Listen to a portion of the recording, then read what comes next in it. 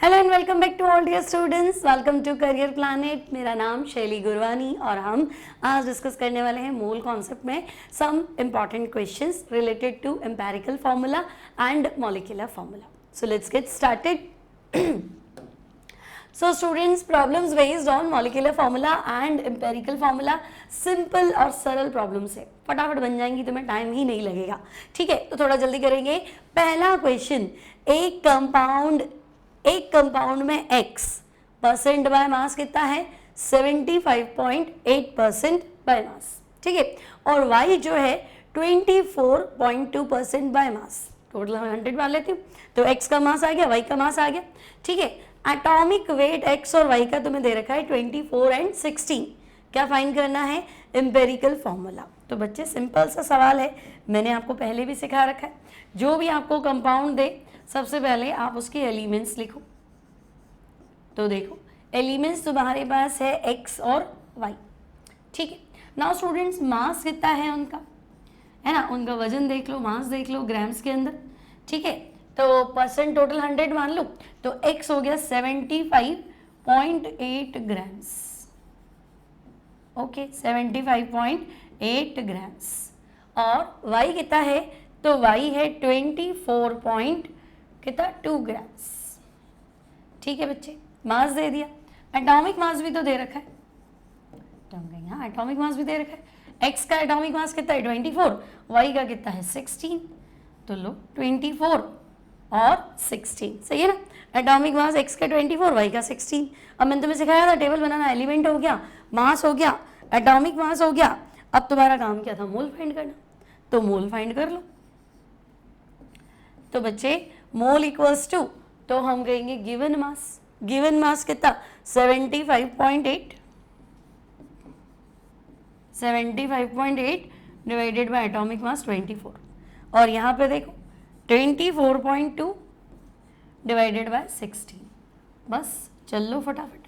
75.8 divided by 24 divide कर लेते हैं। देखो 75.8 डिवाइडेड बाय 24, तो ये तो आ गया 3.16। ठीक है, now students 24.2 divided by 60, 24.2 divided by 60, सो ये है 1.51। ओके, 1.51। अब तुम्हें पता चल गया मास हमारे पास है, एटॉमिक मास हमारे पास है, मोल हमारे पास आ चुका है। अब हमारा काम है क्या करना? तो हम कहेंगे हमारा काम है सिंपल रेशियो फाइंड करना।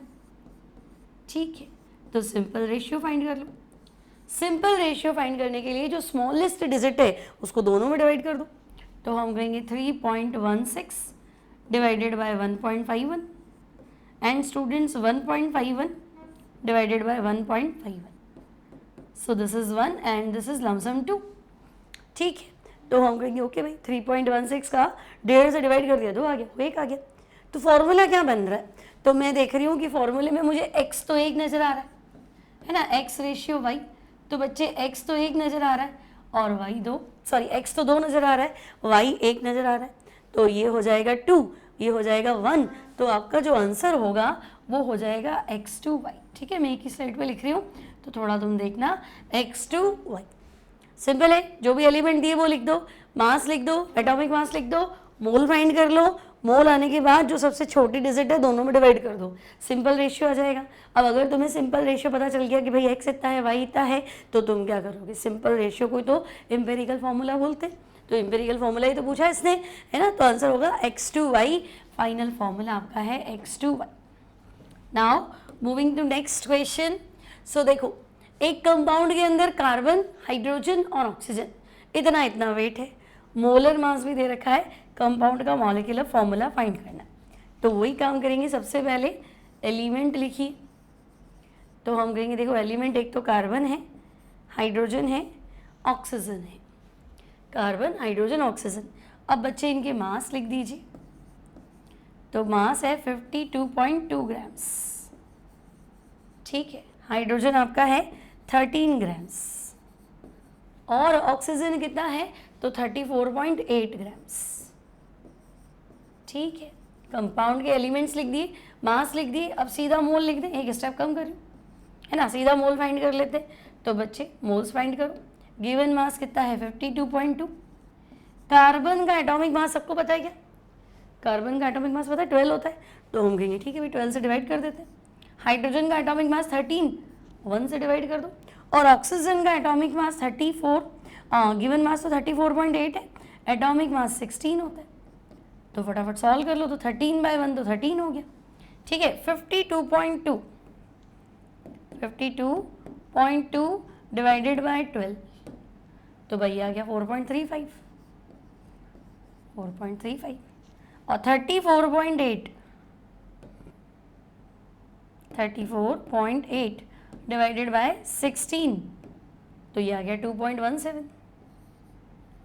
ठीक है ना, 2.17 ये लिख दिया, सबके मासेस लिख दिए, मोल्स लिख दिए। अब तुम्हारा काम है सिंपल रेशियो फाइंड करना। क्या भाई, अब तुम्हारा काम क्या रह गया? सिंपल रेशियो फाइंड करना।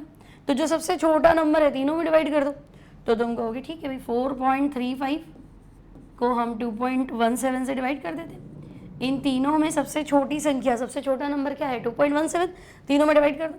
नाउ 13 डिवाइड बाय 2.17 और 2.17 अगेन डिवाइडेड बाय 2.17। ठीक है, सो दिस इज 1, है ना। 13 डिवाइडेड बाय 2.17 कर दो, 13 डिवाइडेड बाय 2.17, तो ये 5.99 है। लमसम 6 लिख देती हूँ मैं। ठीक है, और 4.35 2.17, तो 2 का डबल 4, 17 का डबल 34, तो ये भी लमसम 2 ही आ रहा है। ठीक है, तो अब तुम्हारे पास सिंपल रेशियो आ गया। देखो कार्बन तो 2 है, हाइड्रोजन 6 नजर आ रहा है और ऑक्सीजन 1, तो हम कहेंगे ओके भाई सिंपल रेशियो बिठाएं, तो कार्बन, हाइड्रोजन और ऑक्सीजन, है ना, इनका सिंपल रेशियो जो आता है वो आ रहा है कितना? 2, 6 और 1। तो एम्पेरिकल फॉर्मूला बना लो, सरल है बिल्कुल, कितनी बार सिखाया। तो एम्पेरिकल फॉर्मूला बना C2H6O। एम्पेरिकल फॉर्मूला बना दिया, हिंदी में बोलते हैं मूलानुपाती सूत्र, बना दिया C2H6O।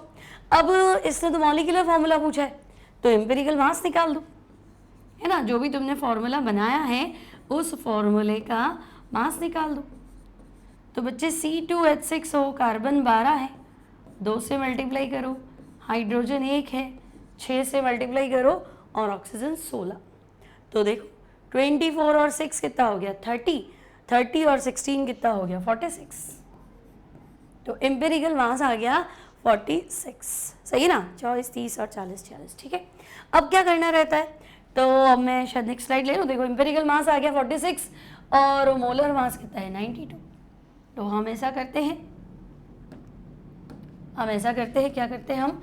n निकाल देते हैं, है ना। हमारा काम है n फाइंड करना।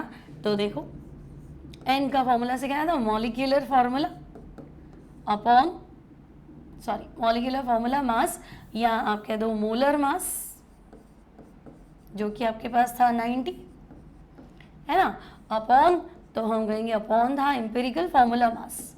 सब सिखाया हुआ है बच्चे, इस थियरी का टॉपिक अगर आपने पढ़ा है तो आपको सिर्फ मेरे से पहले क्वेश्चन बनाना है और आंसर चेक करना है। ठीक है, अब एम्पिरिकल फॉर्मूला तुम्हारा C2H6O है, चेक कर लो। क्या एम्पिरिकल फॉर्मूला जो तुमने बनाया है वो क्या है? C2H6O। तो ठीक है भाई, मैं इस फॉर्मूले के अकॉर्डिंग मास निकाल देती हूँ। तो बच्चे कार्बन का 12 मल्टीप्लाई विथ 2, हाइड्रोजन का 1 मल्टीप्लाई विथ 6, ऑक्सीजन का 16 इंटू 6, तो ये कितना आया आपके पास? तो 24 और ये 30 हो गया, है ना। और 16 6 जा, तो 16 5 जा कितना रहता है? 80 और 96। ठीक है, तो ये आ गया तुम्हारे पास कितना? 96 और 30 कितना हुआ बोलो? 100, 130, 4 कम कर दो ना, 126। सही। अब क्या करें? तो अब हम n का वैल्यू फाइंड कर लेते हैं भाई। फाइंड करो, n क्या था? मोलर मास, और एम्पिरिकल फॉर्मूला मास कहीं कुछ ज़्यादा तो नहीं आ गया? हम चेक करें। देखो C2H6O ही तो है, वही मुझे लगा क्या गड़बड़ करा। C2H6O ही तो है, तो यहाँ 16 ही आएगा ना। तो 30 और 16, तो ये आया 46। ठीक है, नाउ n फाइंड कर लो। मोलर मास कितना दिया हुआ है 92, एम्पेरिकल फॉर्मूला मास कितना है 46, तो भाई ये 2 हो गया। नाउ मॉलिक्यूलर फॉर्मूला, तो मॉलिक्यूलर फॉर्मूला एम्पेरिकल फॉर्मूला का n टाइम्स होता है, याद है ये भी। Molecular formula is n times of empirical formula. Now students empirical formula क्या था, तो हम कहेंगे एम्पेरिकल फॉर्मूला तो ये रहा C2H6O, तो C2H6O का n टाइम्स मतलब 2 टाइम्स, तो तुम्हारे पास मॉलिक्यूलर फॉर्मूला यानी अणु सूत्र क्या आया, तो हम कहेंगे C4H12O2। चेक कर लो, C4H12O2 है ना। देखो C2H6O आया था, डबल कर लो क्योंकि n की वैल्यू 2 आई थी। ठीक है, तो एम्पेरिकल फॉर्मूला मास तो हमने कैलकुलेट कर लिया था, यहाँ हमें कैलकुलेट करना नहीं था, चलो कोई बात नहीं। तो 92 और 46 2 सिंपल है। दूसरा क्वेश्चन भी आई थिंक ये कराया हुआ दिखता है कहीं आपको नोट्स में, या जब पढ़ाया था तब कराया होगा, बना लोगे ऐसा क्वेश्चन। अगला देखो नेक्स्ट में देखो, एक हाइड्रोकार्बन में 80% तो कार्बन है, वेपर डेंसिटी 30 है, मॉलिक्यूलर फॉर्मूला बताओ। तो हम कहेंगे ठीक है भाई, हाइड्रोकार्बन की बात करें तो सबसे पहले एलिमेंट, तो भाई एलिमेंट तो 2 ही है, हाइड्रोकार्बन मतलब कार्बन और हाइड्रोजन। जब वो बोल ही रहा है हाइड्रोकार्बन तो एक हाइड्रोजन और दूसरा तो मैं कहूँगी कार्बन। ठीक है, तो एलिमेंट है एक कार्बन एक हाइड्रोजन। मासेस देखो, तो भाई 80% कार्बन है, तो कार्बन 80 ग्राम्स यानी 20 ग्राम क्या है हाइड्रोजन, तो कार्बन 20 ग्राम। मोल निकाल दो, तो mole given mass 80, atomic mass 12, hydrogen 20/1, तो भाई ये तो 20 और 80/12 कितना है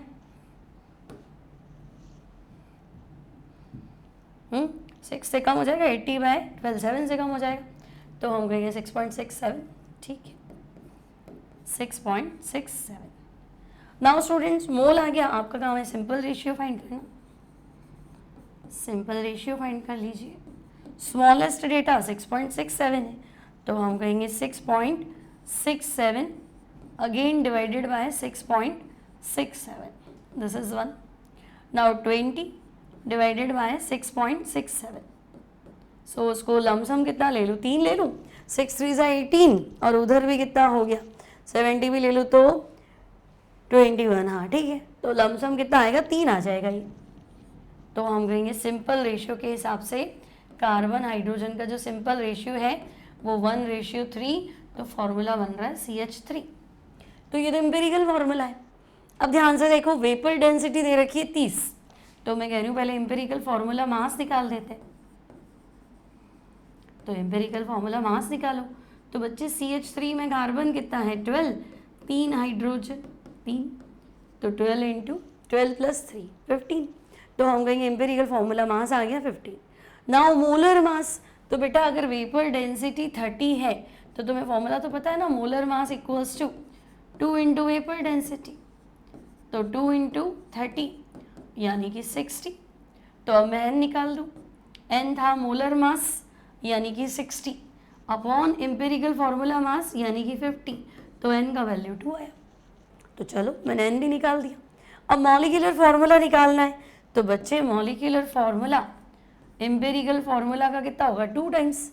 एम्पेरिकल फार्मूला क्या है CH3 है ना, और CH3 का 2 टाइम्स कर लो तो C2H6, C2H6। बोलो फॉर्मूला वापस ही लिखा है मैंने। मॉलिक्यूलर फार्मूला क्या होता है एम्पेरिकल फार्मूला का n टाइम, तो एम्पेरिकल फार्मूला CH3 लाए ना तुम, तो दुगना कर लो, तो CH3 का दुगना मतलब कार्बन 1 का 2, हाइड्रोजन 3 की जगह 6, तो चेक करो, तो हम कहेंगे हाँ भाई आंसर तो मिल रहा है ऑप्शन 2 C2H6। सिंपल है, कोई दिक्कत नहीं है ना, नीट जेईई के लिए इंपॉर्टेंट है। नेक्स्ट 2 एलिमेंट है बच्चों x और y, एटॉमिक मासेस तुम्हें दे रखे हैं और x का परसेंटेज दे रखा है, y का क्या करना है 100 में से माइनस कर दो, तो हम कहेंगे ठीक है पहले चेक करो, तो वापस वही पैटर्न है। देखो एलिमेंट x है, एलिमेंट y है ना, मासेस दे रखे हैं ग्राम्स के अंदर मान लेते हैं, x कितना है 75.8 ग्राम, और y कितना है, तो 100 में से 75.8 माइनस कर दो, तो 25 और 0.8 कम कर दो तो 24.2 है ना, 24.2। तो ठीक है भाई, x हो गया, y हो गया, मासेस आ गए। नाउ फाइंड मोल। तो बच्चे मोल क्या, मास अपॉन मोलर मास। सो मास है 75.8 और एटॉमिक मास x का 75 और y का मास है 24.2 और y का एटॉमिक मास दिख रहा है 16। तो इसको तो मैं लमसम 1 ले लेती हूँ और ये कितना आएगा, 16 और 8 ऐड कर दूँ तो 24, 1.5 गुना है भाई, है ना। 16 और 16 का आधा कितना हो गया 8, तो 16 और 8 कितना होता है 24 होता है ना, तो ये 24.2 ही तो है। तो ये लमसम ले लिया मैंने 1.5, ये कितना हो गया 75.8 अपॉन 75, 1.0 कुछ आएगा तो 1 ही ले लिया मैंने। सो स्टूडेंट्स x और y का रेशियो, तो हम कहेंगे अगर x 1 है तो y तो 1.5 है, 1.5 है। अब ये तो फॉर्मूला बना नहीं तो डबल कर दो भाई, अगर ये 1 है तो ये 1.5 है, x 1 है तो y कितना है 1.5। अब फॉर्मूले में पॉइंट तो लाने से रहे तो इसको डबल कर दो, इसको डबल कर दो, तो अगर x 2 है तो y कितना हो गया 3। तो फॉर्मूला सेट हो रहा है x2 y3, है ना। तो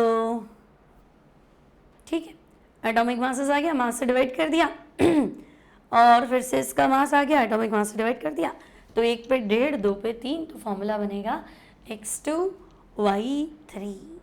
ठीक है, ये भी सिंपल है, कोई दिक्कत नहीं है। नेक्स्ट देखेंगे, इन अ कंपाउंड